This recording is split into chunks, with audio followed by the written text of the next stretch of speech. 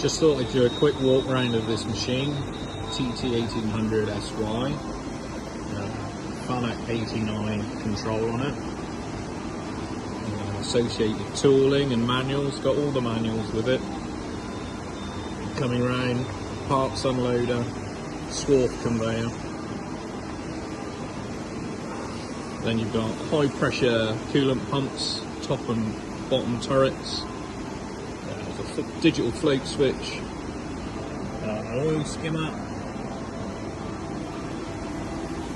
And going around a bit more to open up the cabinet.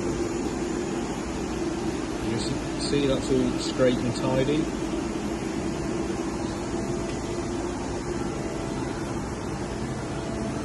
Dakin hydraulic pump, Dakin spindle chiller.